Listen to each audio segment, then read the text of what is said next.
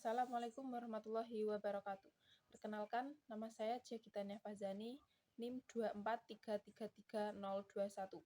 Pada video kali ini, saya akan membahas mengenai ketimpangan pendapatan di Kabupaten Gunung Kidul. Pembahasan ini akan melihat kondisi ketimpangan berdasarkan data yang tersedia.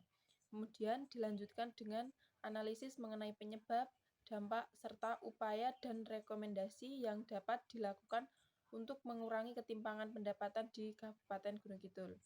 Baik, langsung saja kita masuk ke pembahasannya. Pembahasan yang pertama yaitu tentang pengertian.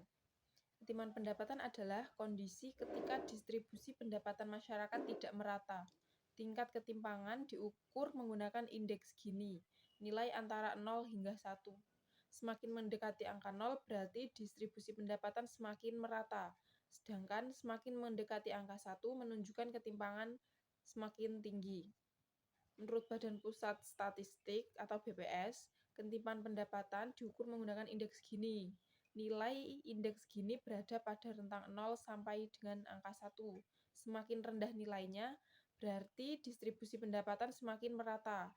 Sedangkan semakin tinggi nilainya menunjukkan kesenjangan pendapatan yang semakin besar. Yang selanjutnya yaitu kondisi di Gunung Kidul. Berdasarkan data RPJMD Kabupaten Gunung Kidul pada tahun 2025 hingga 2029, Kabupaten Gunung Kidul memiliki indeks Gini sebesar 0,343 pada tahun 2023. Nilai tersebut merupakan yang terendah di daerah istimewa Yogyakarta, sehingga menunjukkan tingkat ketimpangan pendapatan yang relatif lebih rendah dibandingkan dengan kabupaten atau kota yang berada di daerah istimewa Yogyakarta.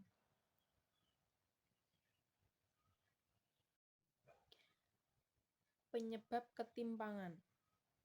RPJMD Kabupaten Gunung Kidul menjelaskan bahwa ketimpangan pendapatan dipengaruhi oleh perbedaan kualitas sumber daya manusia, keterbatasan lapangan kerja formal, akses modal usaha yang belum merata, serta pembangunan ekonomi antar wilayah yang belum seimbang. Penyebab ketimpangan bukan hanya berasal dari perbedaan pendapatan, tetapi juga dipengaruhi oleh kualitas pendidikan, kesempatan kerja, akses terhadap modal, dan pembangunan wilayah yang belum merata. Faktor-faktor tersebut menyebabkan peluang ekonomi masyarakat yang berbeda-beda. Implementasi pemerintahnya, pemerintah Kabupaten Gunung Kidul melalui data RPJMD pada tahun 2025 hingga 2029 menetapkan arah kebijakan berupa peningkatan kualitas sumber daya manusia, penguatan UMKM, perluasan kesempatan kerja, pembangunan infrastruktur, dan pembangunan sektor pariwisata sebagai upaya peningkatan kesejahteraan masyarakat. Pemerintah telah menerapkan beberapa program prioritas untuk mengurangi ketimpangan tersebut, yang meliputi peningkatan kualitas SDM, pengembangan UMKM, menciptakan lapangan kerja, pembangunan infrastruktur, dan pengembangan sektor pariwisata agar bermanfaat pembangunan dapat dirasakan secara lebih luas.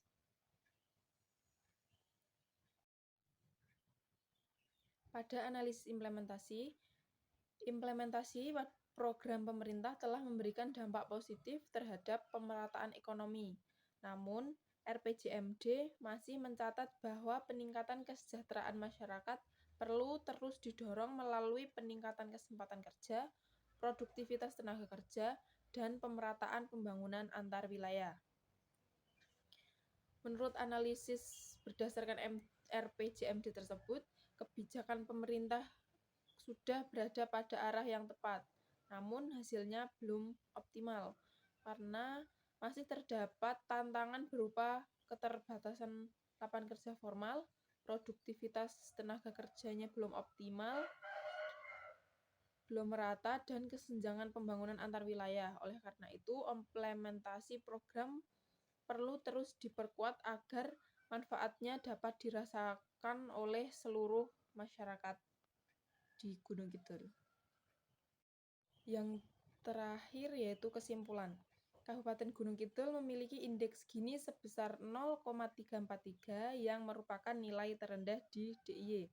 Meskipun demikian, pemerintah tetap perlu memperkuat pembangunan ekonomi yang inklusif melalui peningkatan kualitas SDM, pengembangan UMKM, dan pemerataan pembangunan agar kesejahteraan masyarakat terus meningkat. Berdasarkan data RPJMD Kabupaten Gunung Kidul pada tahun 2025 hingga 2029, tingkat ketimpangan pendapatan di Gunung Kidul relatif rendah dibandingkan dengan kabupaten atau kota lainnya yang berada di daerah istimewa Yogyakarta. Namun, pemerintah tetap perlu melanjutkan berbagai program pembangunan agar pemerataan pendapatan benar-benar diikuti oleh peningkatan kesejahteraan masyarakat secara menyeluruh. Demikian video yang dapat saya sampaikan. Banyak kurangnya mohon maaf. Wassalamualaikum warahmatullahi wabarakatuh.